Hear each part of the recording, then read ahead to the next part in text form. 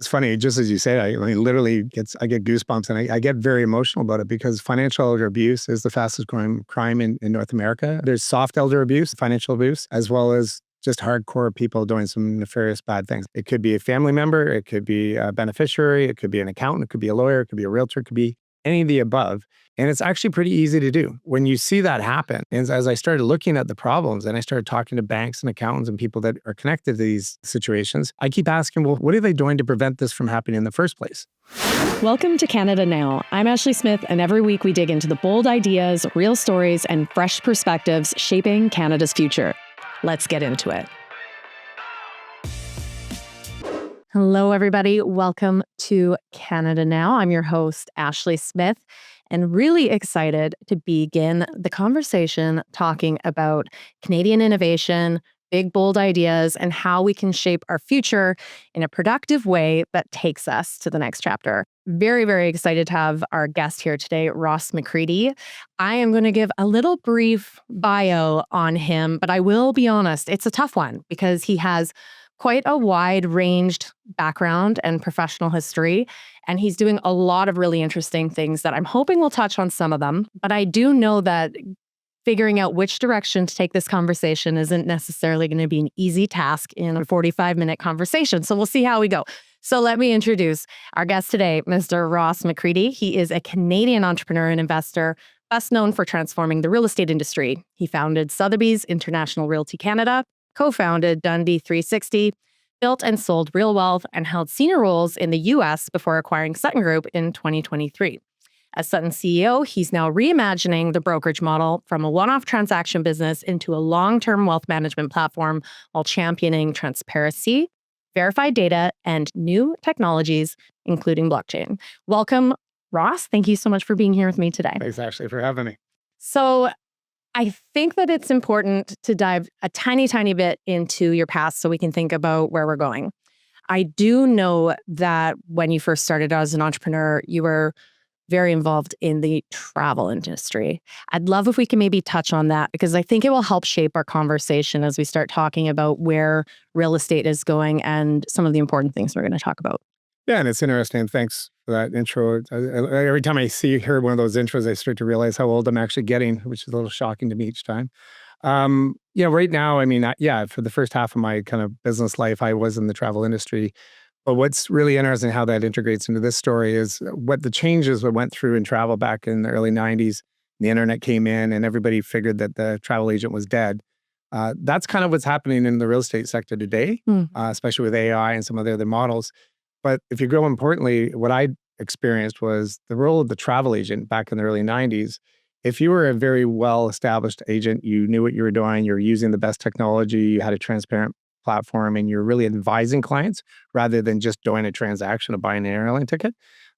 Those travel agencies have done quite well. In fact, a travel agency today is much more profitable than it was in the 90s. But the ones that were more transactional, that weren't adding extra value, well, a lot of people are going online, buying their tickets and things like that. So I think some of the similarities to that background and what's happening in real estate today, I think are very similar. Yeah. And we can talk about that. Yeah. So for anyone listening who doesn't know me, my background is in real estate. Been a realtor for about 18 years, pretty involved in real estate leadership in sort of the professional side of things. And I will say that even though the period of time I've worked in the sector has probably been in the most transformative times, very little has changed, just to echo your point. And it's been surprising, even as maybe a consumer, looking at some of the practices and recognizing that it's bound to happen, but where is it going to start happening and who's going to drive the change? Certainly the consumer tends to be the one to drive the change initially. So in the travel sector, the DIY, the self-booking, that sort of a thing. Maybe let's start there. How do you see the consumer and their maybe changed expectations and preferences changing where we might be going in the industry? Well, it's an interesting thing because I think the entire industry and consumers, homeowners, I should say, they've been very transactional as well as the entire industry has. It's like they go to people, as you know, death and divorce drive a good chunk of transactions in real estate, sadly. It's not always that way, but the point being, people aren't thinking about it in advance. And when they're in that type of emotional environment, they're not always making great decisions. And then the other aspect of it is a lot of the information they're relying on that's in MLS or other data sets may not be accurate. So one of the things that we've been looking at is trying to figure out to center everything we do has to focus on the homeowner. And I think the industry has been much more focused on themselves.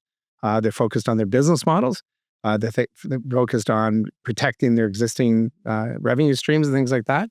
And I think that's a mistake. And I think the equivalency of that was, if you think about a stockbroker in the early 90s, E-Trade came into Canada, a lot of other platforms came in, and the value of that stockbroker was, hey, I can do this myself. I don't really need a stockbroker. And so the ones that evolved were the people that went into wealth management. So you're not thinking about just, hey, I want to buy a stock or a bond. It's like, hey, let's figure out how do I build wealth through stocks and bonds. You sit down with your advisor.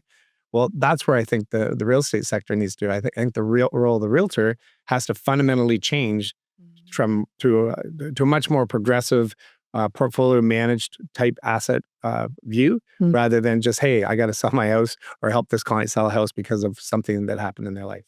And so I'm curious particularly in British Columbia, but I'm sure it's the same in other, urban environments throughout the country where prices have been skyrocketing. Even now, of course, prices have softened a bit, but for the most part, housing costs have been fairly unaffordable, and folks, even those who perhaps have the means, they're making very financially driven decisions when they're buying and selling property. Traditionally, from a realtor's perspective, I think there would have been times where folks were really neighborhood driven when they're making their decisions, and likely might not have crossed a certain street, when determining where they were going to live. And now folks tend to be looking a lot more at what they can purchase, what amenities maybe are in those areas, are really looking from a price point of view, and then thinking where to go. And so when dealing with professionals, maybe there's a bit more of a transient nature between professionals too,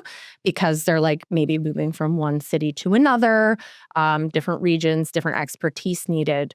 So I'm curious, with that in mind, how you see the geographical nature, I guess, how you see technology maybe as being something that can help support the professionals who are then trying to give sound advice as fiduciaries to their clients. Do you see a connection there or a challenge? Yeah, no, I think what's interesting is that people have a lot of different options post-COVID. Right? Yeah. I mean, a lot of people are working from home or maybe going to the office 1 or 2 days a week. Yeah. So I think the whole idea, the role of the realtor and the role of the other fiduciaries that are connected to a client, they need to properly advise them first on the types of options they should be considering in the first place. And affordability is a big issue for a lot of Canadians right now. So there are options that you might be wanting to look at. But the important aspect of all of that is it's the collaboration of your accountant, your lawyer, along with your realtor, along with your bank manager who are wealth management professionals, to really sit down and figure out what the options look like, what the cost of those options would be, start thinking about succession plans. All of those aspects need to go in, because the most important, the most important asset you'll ever own is your home. Mm-hmm. And it's also the asset that you do a transaction on, and you have the least verified information of any other asset purchase you might do. Mm-hmm. So I think more importantly, what we're really focused on is making sure people have verified, accurate data and information related to a potential transaction. They're thinking about all the options related to that, and it's in their best interest. Mm-hmm. And I think that's where the industry needs to lean in. Mm-hmm. I think other industries have done that. I think financial services being a really good example of that. So I'm pretty excited about that idea going forward. So before we unpack that maybe a little bit more, when you say we're doing this, we're looking at building this, can you tell me a little bit more about who's we? Well, we as, I've actually been at this for about 19 years. Mm-hmm. Back when I purchased and started Sotheby's International Realty Canada, I really looked at the industry. I was a developer working for Interac at the time, and I saw a wide degree of range in professionalism amongst the real estate community, meaning you'd had realtors that have been in the business for 20 years that were performing at whatever level. You had realtors that are brand new, and the varying degrees of service levels between those ranges was overwhelming to me. So I started to think that the industry needed to raise its standards in terms of how the role of the realtor is. But more importantly, I think that the role of the realtor needed to be much more proactive in sitting down to do that. And so about 19 years ago, I started thinking about that with Sotheby's. I didn't look at other real estate brokerages. I looked at other wealth management companies. I looked at how they were doing things. I looked at accounting firms. I looked at law firms. I looked at portfolio management, everything related to that. And that's really what we started on. And so fortunately, about 7 years ago, I tapped on Axiom Zen, the owners of Dapper Labs. I started looking at Web3 and what that could do for the industry.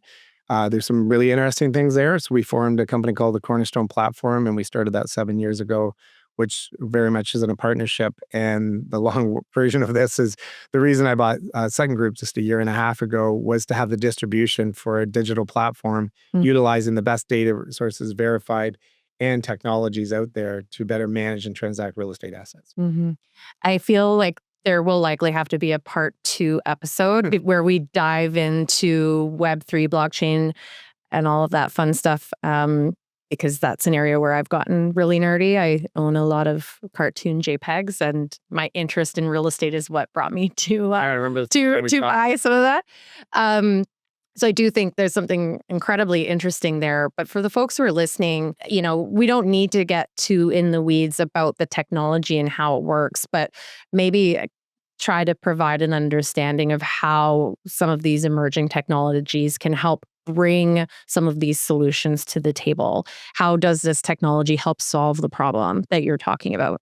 Well, one of it has been creating a digital platform in the first place. So most asset information related to your home is paper-based. And, I think real estate brokerages as well as insurance brokerages still have fax machines in them, and a lot of them are working with paper.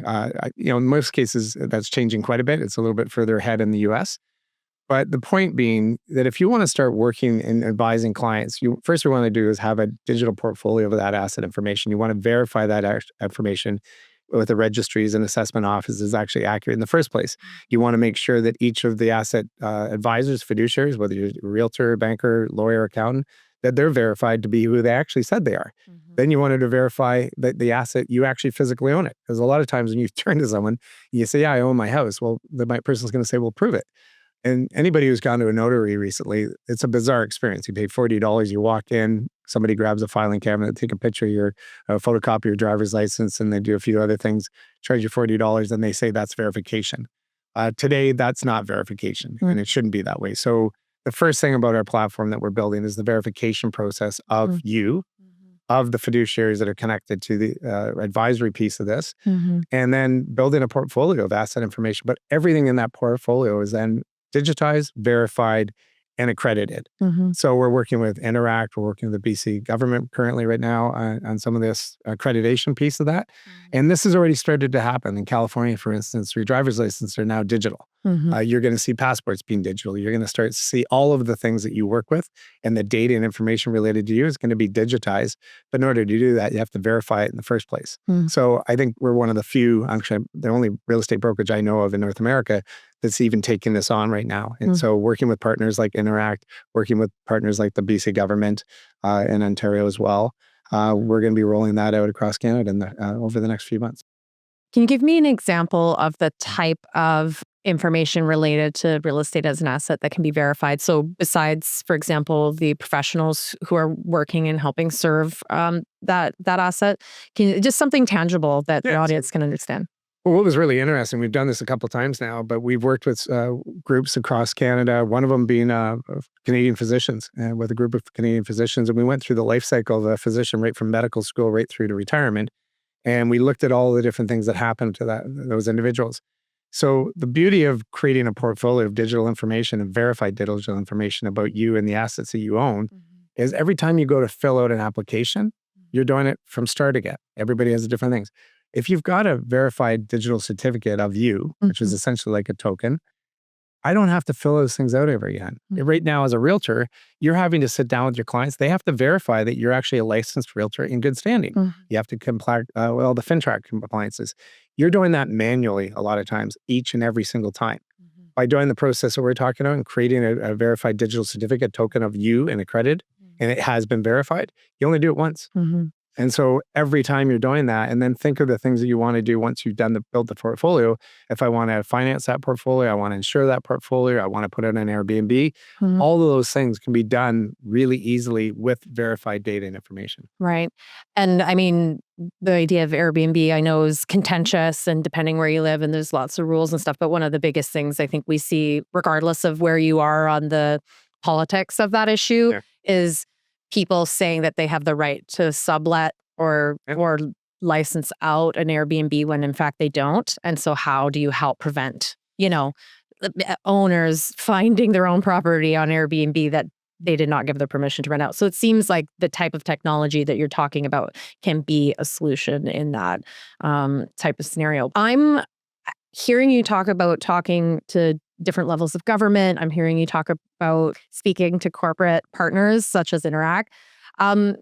This is not the type of thing that I'm used to hearing in the sort of traditional real estate landscape. You really sound like you're an entrepreneur taking an entrepreneurial mindset to a business model that currently exists kind of within the traditional landscape and changing it. It's not so much changing it. What I would say, it's if you look about, I've had the experience of working in the industry for 20 years, both in the US and Canada, especially when I was with Sotheby's. I really focused in on the realtors that we had, which I used to call the Navy SEALs of the business. And we were in a business model where we wanted more and more realtors. We were really set up to get producing realtors to literally get them to perform at a much higher level. But I've really taken over the 20 years of working with really good realtors and seeing what they do really, really well. And I'm starting to standardize that into a process so that everybody should be performing at these levels. Everybody should be at least trying to work for the best interest of their client at all times.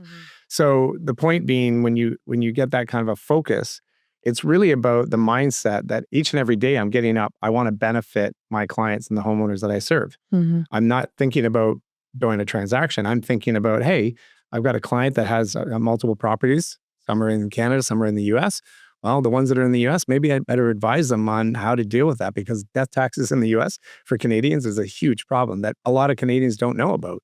So the whole idea, if you start to think about where the industry was, they're more focused on the transaction. Most of the real estate brokerages are focused on the realtor. What I'm saying is I think there's a space here for the real estate community to start focusing on Canadian homeowners and North American homeowners.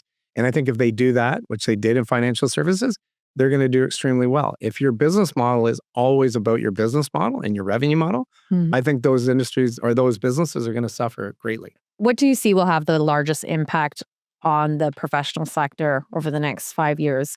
With that in mind, some of the things that you're thinking about, I'm thinking about two different groups. So the professionals who work within the arena, and then the people that they serve. For the folks who are working in the arena, particularly the realtors, what are the things they should be thinking about as the world is changing over the next 5 years to best position themselves to make sure their career is moving in the direction they want?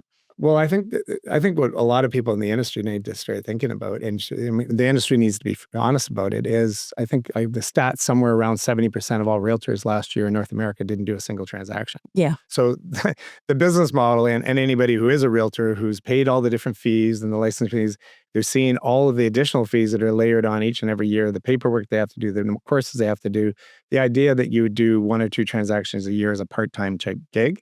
I think that individual is probably gone. And I think most of the real estate brokerages that serve those part-time realtors, they're going to be gone because you can't make money in this business as a brokerage owner. It's a very difficult business. Very hard. And a lot of liability. Tons of liability. That's why whenever I see a brokerage where they might have 800 to 1,000 agents under one managing broker, I just get scared, because as someone who's owned real estate brokerages across the country, I each and every day get up and woke up thinking about the liabilities associated with that process.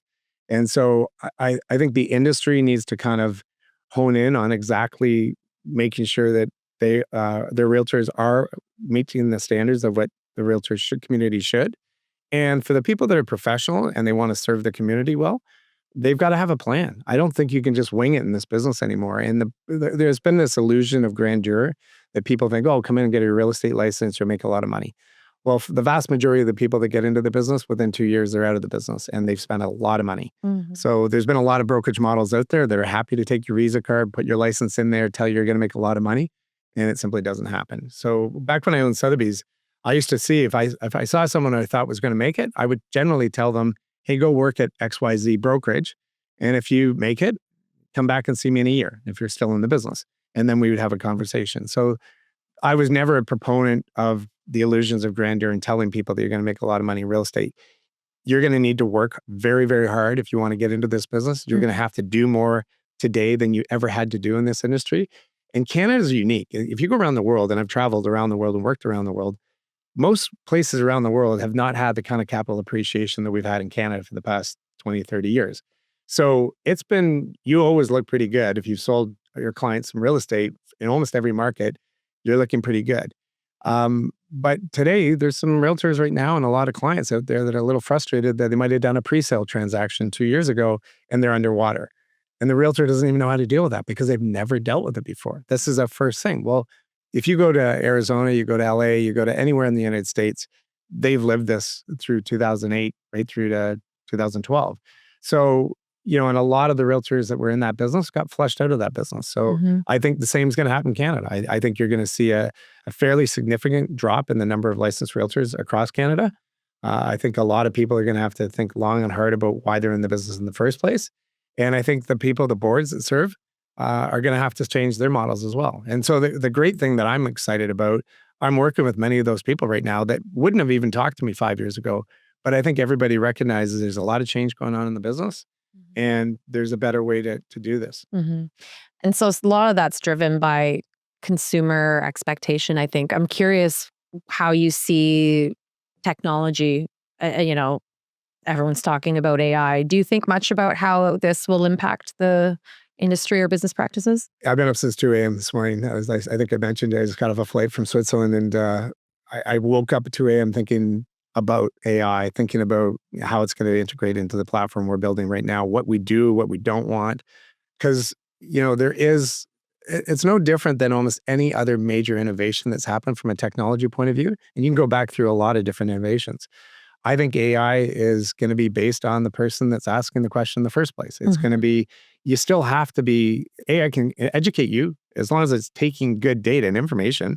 So the big problem with AI and a lot of the new technologies out there, they're ingesting bad data. Of the MLS data, a lot of the information that's in there is problematic. It's not accurate, and it hasn't been verified, and people are making decisions based on that. And you brought up the point about short-term rentals and Airbnb. One of the things we're working with different jurisdictions across Canada right now to ensure on our platform, you can put in your address, you put in your name, we verify you own that property. We also can verify that has the ability to do short-term rentals. And more importantly, what the communities want and municipalities want, they don't want people doing that for two reasons. One, they may not want short-term rentals. That's one issue. The other part is now you're selling. So for instance, here in Vancouver, we've got FIFA World Cup coming up. If people are using information on Airbnb about rentals in Vancouver, I can guarantee it's not verified. You'll get there. And I travel around the world with my son right now, and it's so frustrating to use an Airbnb example, but we were just in Lenzerheide, Switzerland, and I thought I was getting a 3.5 bedroom townhouse. It turned out to be a 2-bedroom condo. It was on the 4th floor. They said it was on the 1st floor. None of that data and information was verified. And if you try to go back to Airbnb, they go, oh, sorry, write a review. So the point was we want to work with people so that people are making intelligent, informed decisions, especially if you're going to a foreign country or a foreign city for an event. I think the municipalities in the country should want those tourists that are coming in to have a great experience. And that starts with, hey, by the way, the place I rented, it's exactly what I thought I was going to rent. And by the way, the person that owned that actually did own that property. So that's the other thing. There's a lot of fraud that's going on in short-term rentals. And it's because people are making decisions to rent these things and they're not actually licensed to do that in the first place. They don't have the proper permitting in place. And then for the people that are actually renting them out, a lot of them don't understand that by the time you pay the increased cost to do your insurance on your home, you pay your Airbnb fees, you pay your property management fee, you might thought you were going to net out $10,000 on a rental. When you actually rent out and you've done it, the check at the end of the day is like $3,500. Was that worth doing or not?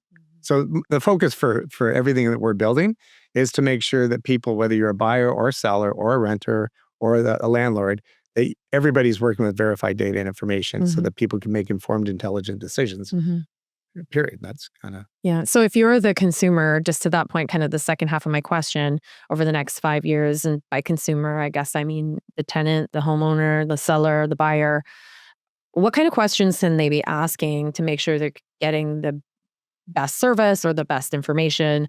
What should they be thinking about as they're entering making, important decisions and relationships with professionals?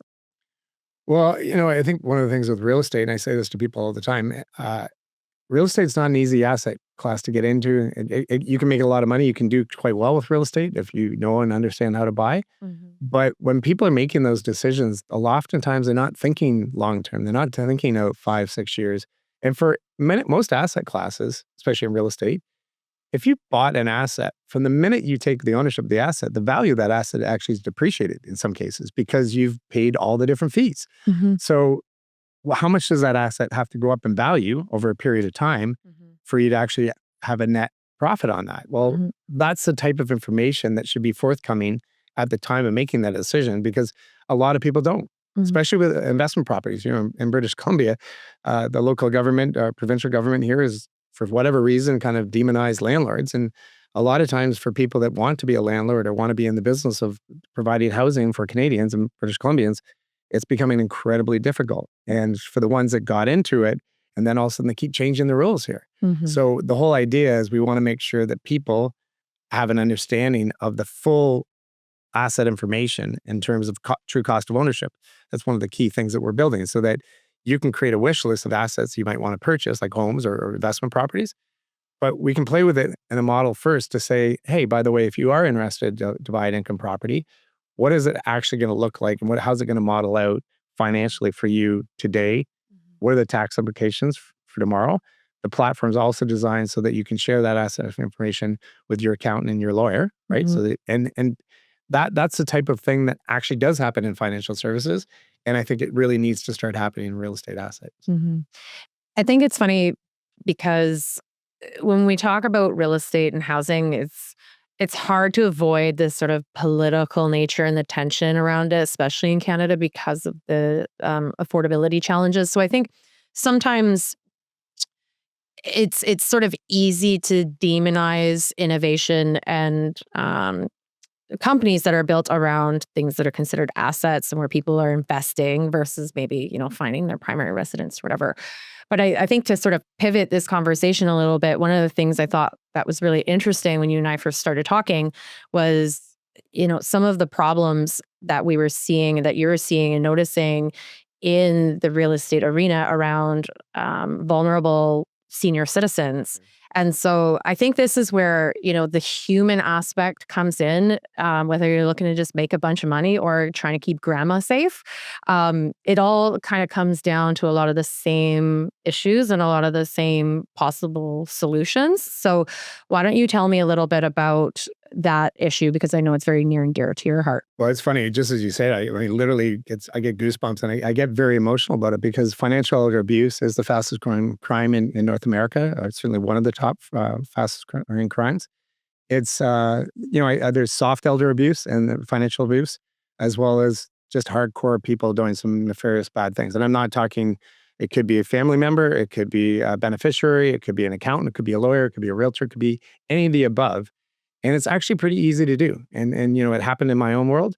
And so when you see that happen and you think about it, well, one of the things that's happening throughout North America right now is they're starting out all these financial elder abuse associations.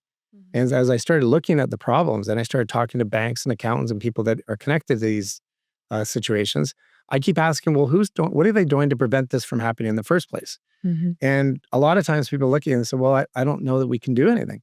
Mhm. Well, all I kept thinking about was, well, if you build a portfolio of the information related to the individual, you share that information with the individual and allow them to share that information with the other beneficiaries, then you can actually prevent a lot of abuse from happening in the first place. Mhm. So generally what does happen is someone might get a little bit older. So dementia is a huge issue.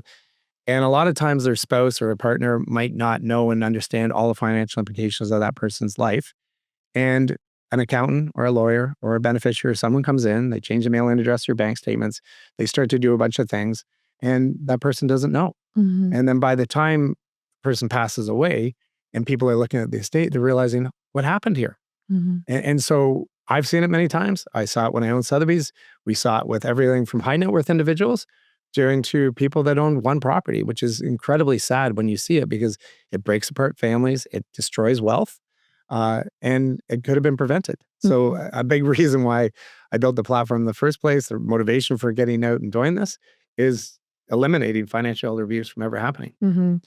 It's an interesting subject because I think that it's hard to see even if you're in the professional environment. So, our land title system's pretty secure here in British Columbia, for example. It's probably one of the best land title systems in the world, given just the nature of how young, Canada is and British Columbia is. So I always think, fraud is really hard to come by. This is just my immediate, kind of reaction. And then I think about, well, as a realtor, I had sold properties that had power of attorneys and where, everything went perfectly fine. I'm sure they were perfectly sound scenarios. But you're dealing with a piece of paper, the power of attorney that, is signed by a lawyer, a notary or whatever. But I don't really know where that piece of paper came from. I've not talked to the owner who's being represented, right? And so this is where, and I'm just trying to ground this in maybe some real life everyday examples of the types of ways why like verified identification or verified credentialing could really matter in so many ways. I don't know if there's anything you want to add to that, but when you're speaking of this, it's those sorts of scenarios where a lot of people are acting in good faith and don't really know that maybe there's something going on. No, and that's why there's two different areas. There's what I call soft elder abuse, which, to be specific about it is, someone gets older, the spouse maybe have looked after all the accounting bills every year. And all of a sudden your accounting fees go for your annual taxes, whatever, go from $3,500 to $13,000. I've seen it. It happens all the time. A situation where a good friend of mine, or a neighbor actually, she was quite elderly. Someone showed up to do a roof and was going to charge you $40,000. People prey on elders in our community. Sadly, not everybody, but it does happen. Everything from trades to fiduciaries to sometimes credible people working at major accounting firms. It happens. And so in talking to the major banks, a lot of times when I got talking to specifically RBC private banking, the number of people that they would see and they could see it happening, but they didn't have the ability to do anything about it. And it really goes back to the power of attorney with your client contact, all that information. So I think, over the period of 5-6 years, I've been literally looking at every single situation that evolves, how it evolved in the first place, and then trying to figure out what things could we do so that that individual in that estate can be handled properly without anybody coming in and doing something nefarious. And I gave the soft elder abuse. The more hardcore is someone changes your bank statements, mailing address, they have power of attorney, all of a sudden they register a home line on your property. And then if you pass away, all of a sudden there's a home line of $500,000 or $600,000 in your home. People think that doesn't happen very often. It actually happens quite a bit. Right. So the point being, and it's not unique to Canada, but one of the most exciting people I got to talk to was when I first bought Sutton and I phoned Al Karim at LTSA.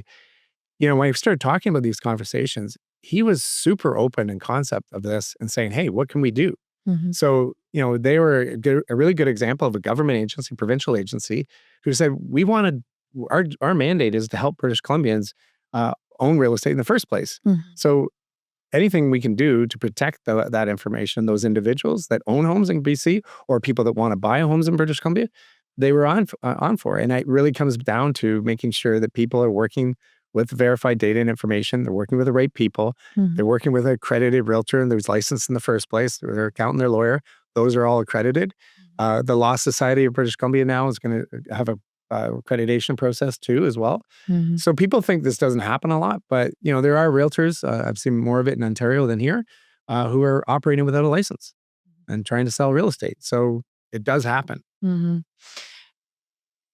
When we put this into Canadian context and we start thinking about how to build solutions to, build trust, I think what you're talking a lot about is transparency, verifiable transparency.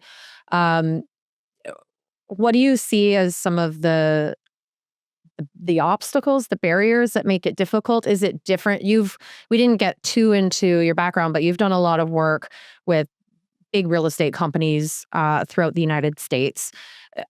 Do you see nuances in a Canadian context, for good, for bad? Like, what are the things we should be thinking about? Well, I think it's a good question because, I worked in California quite a bit with Pacific Union at one point, which then we merged with Compass and then created the largest real estate brokerage. And one of the things that I was pretty blown away with is, they'd spend a lot of money on their technology, but almost always the focus was the realtor Mm-hmm. and the process between the brokerage and the realtor. It didn't extend to the homeowner. Mm-hmm. It didn't, one of the things that was really interesting with Sotheby's and why I got so excited when I bought the rights to Sotheby's for Canada was they were introducing something completely new. It was a new story. It was international marketing. It was great marketing. Mm-hmm. It was verified data, not verified data, but that at the point in time.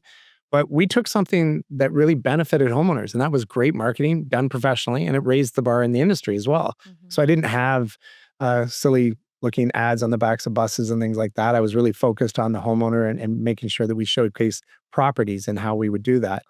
And, that really changed. And Sotheby's grew from 2004 from almost zero to 17,000 realtors in 40 countries around the world. Mm-hmm. There's been no other story like that in real estate. The things that's happening right now, it's always about M&A. So Compass is growing quite a bit. They just announced yesterday they're buying anywhere. Mm-hmm. It's kind of bizarre. I mean, I look at it, but none of what they're doing or what they're building has made a dent in the lives of a homeowner. Right. It's really been focused on their industry and, in some cases protecting their commission streams and commission rates. Mm-hmm. I think the other thing that I got pretty focused on was when the lawsuit got announced in the US and they're going to start suing the different associations. I kind of went, well, they had it coming.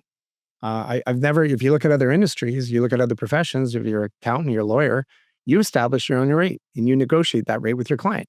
So when any jurisdiction, whether it be a real estate brokerage or a board, starts telling people what they can and can't charge, that's going to be a problem. And it was a problem. So, the point here is there's so many different things that are evolving and changing because of technology finally now.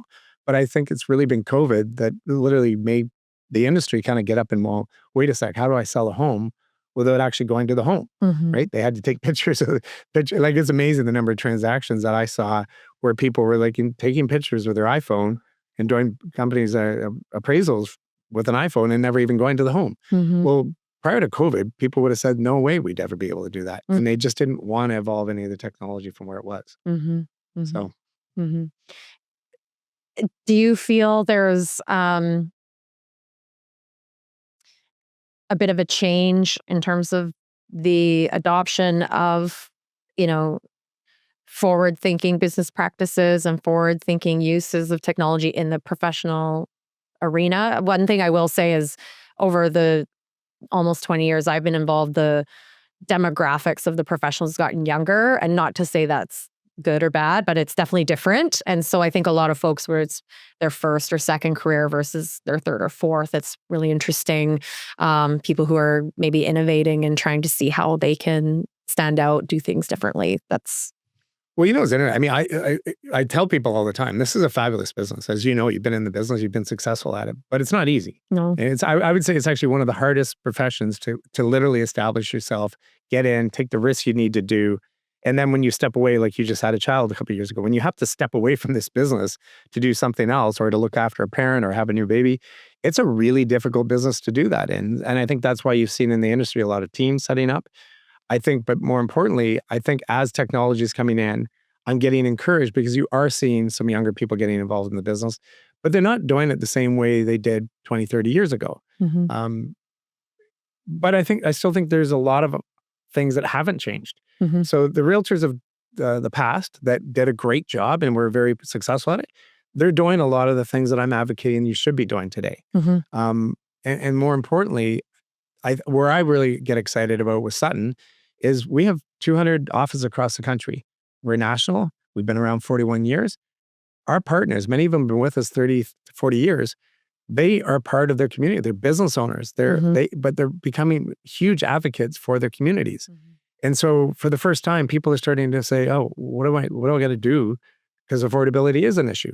Well, I think our business owners, our partners, our realtors, our brokers, they need to have answers for people. And they need to be advocating at the local level as true professionals in their industry to advocate for the owners of the homeowners in their communities. That goes straight through to community parks, to crime prevention, things like that. Because right now, I just think that there's this first time where people are starting to ask questions about what is it like? Why is our standard of living? Is it going down? Is it going up? And in some communities, if you're living well, it's usually because you're not having to drive 2 hours to, like if you think of some of the traffic issues they're having in Toronto and their traffic issues we're having here in Vancouver, people are thinking differently about where they want to live. And I think we should help them with that, right? So that's, I think, and I think with a new, fresh approach to our industry, I think people can advocate much more strongly for their clients. And again, not instead of just being there at the transaction, but meeting with your client on a continual basis and talking to them about their entire portfolio, about their assets, about their goals and aspirations, working with first-time home buyers well before they actually purchase their first home. I think those are where the industry needs to go. So and again, you're going to need to utilize good technology, verified data and information. AI is not going to replace that. People are always going to want to have advice from a true professional. So speaking of staying close to home, I think one of my big burning questions for you is you've had quite a successful career. You've worked with companies throughout, here in Canada and in the US. You've had some successful exits and maybe some attempts at retirement and have kind of fallen back into new initiatives and projects. And I'm curious as to why you've decided to really focus on building a company in Canada, like versus I'm sure you had options to do things elsewhere. So this is Canada now. We're talking about the future of Canada. And I think a lot of folks are thinking about how to keep talent here, how to have good ideas born here and built here. What's kept you here? What's keeping you here? Tell me a little bit more about that. Well, I mean, I love Canada. I mean, I used to thank my parents all the time for, not that Ireland, my parents are from Belfast, and they lived through a lot of different troubles through a period of time. They moved here in the late 50s. And sometimes I think about, hey, if my parents didn't leave and I was growing up in Belfast versus growing up just in London, Ontario, just west of Toronto, it would have been a very different life. I think Canada is an amazing country. I think the story's amazing. I think with everything that's going on with the US right now and that has accelerated my interest in that. And it's really raised the pulse of a lot of Canadians to think about what does it mean to be Canadian? And I think most Canadians are incredibly proud to be Canadian. I think a lot of Canadians are starting to get concerned about what does our economic future look like? I'm encouraged that we're actually unified on that concept. And then lastly, being here in British Columbia, I honestly don't think there's another place in the world I'd rather live than here. And, the last 4 or 5 months, as I've told you, I since done the World Cup over in Europe, and there's some amazing communities. I just was in Lenzerheide, Switzerland yesterday. We were in Champry, France, the week before that. Some of these amazing places. But if you look at the infrastructure projects they put in France, they have tunnel networks everywhere. We try to put a tunnel in Vancouver. It'll take us 22 years and cost us 10 times. You look at what they're doing with infrastructure projects around.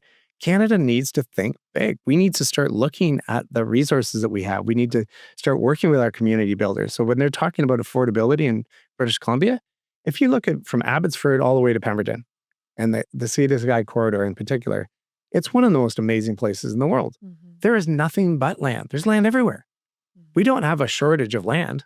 We have a shortage of inventory of a potential land that could be developed and should be developed, but do it in a intelligent way where you're integrating each of those communities. And so if you think about Pemberton, you think about Whistler, you think about Squamish, you think about even North Van, they should all be coordinating together to think about what does that look like? How do we make the standard of living for people that live in our communities better? How do we, because a lot of it's based on tourism, how do we make that experience from a tourist that's coming in from whether it's from the US or anywhere in the world, how do we make their experience a good experience?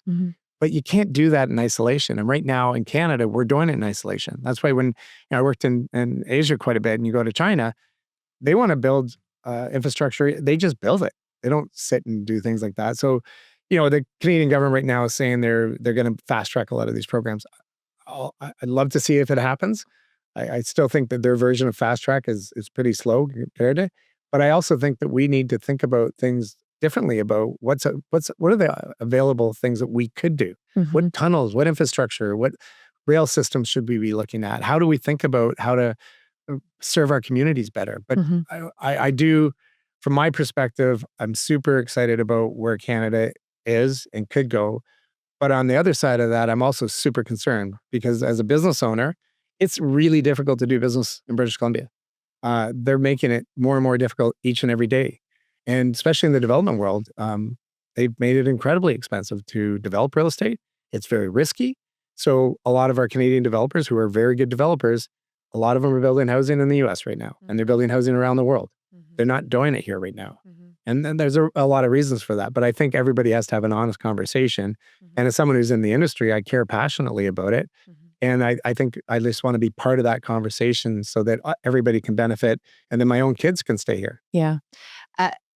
I think we have to sort of close the conversation, and there's so many things we can dive into a little more deeply, perhaps for another day. But I do think that your point of engagement and connection, especially between people who are not just idea makers, but like decision makers, is really important. And I just want to highlight, like, we met at a social event in Vancouver over the summer, brought to you by the Proptech collective, which I'm now serving on, which is really cool. But real estate technology cohort, a collective of people who are trying to do really neat things. And I just thought, isn't it neat that that Ross McCredie, this kind of, let's just call you a bigwig man around town who's done a ton of really cool stuff all over North America. Here you are on a random August night at a slightly smaller event because it's the summer, and you're there and you're connecting with the people and you're talking to them and listening to their ideas and seeing what's going on and what can be done and what can be built. And so, I just want to point out, I think that's really inspiring and very cool.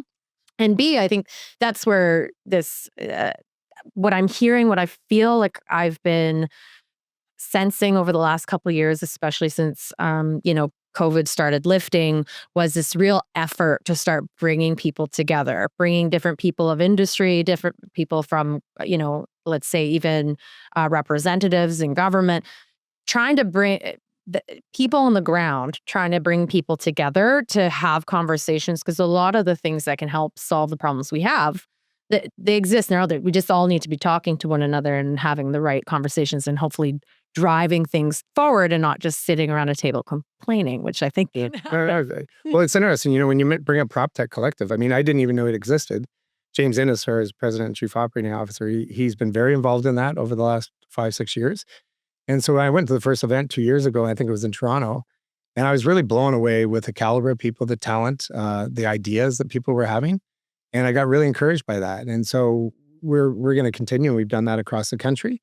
And more importantly, a lot of them are entrepreneurs that are out there trying to raise money. They've got an idea. They're trying to serve a thing. If I can play any type of role to explain to them the mistakes I've made in the past, because I've made a lot, I think that's where the community piece of this becomes really exciting for me. Again, I'm getting old pretty quick. But the point being, I feel very young when I go to those because I'm actually learning things. Like just when you and I were talking that day, I haven't talked to many people about blockchain related to specifically the applications that we're looking at right now. And you knew a lot about that. Well, it's kind of interesting. There's a lot of people, there's a lot of talent, there's a lot of forward-looking people. And everybody thinks they have an answer. I don't have an answer, but I do know that I can build something as long as I'm listening, working with different people. So we're building a platform. We're not necessarily a technology company. And we're utilizing different people, different viewpoints, different data sets, different software, talking to people, integrating their plans and ideas. And we have distribution to, a national brand and national company. So it's an exciting time. And I don't think that there's a lot of other industries right now that are going to have, because we're having the first difficult time in real estate that we've had probably in 25 years, people are having to start thinking differently about how they're actually doing their business. And so I'm excited about where technology can fit. I'm excited about meeting the people that are involved in the business. I'm excited to share our story and why we want to continue to do that. But yeah, it's an exciting time. Cool. Well, let's leave it at that. I really appreciate this conversation. I'm hoping there may be further down the road because I think we can dive deeper and kind of hear more about progress and how things are being implemented. So, Ross, thank you so much for coming on to Canada Now. And thank you for everyone who's listening.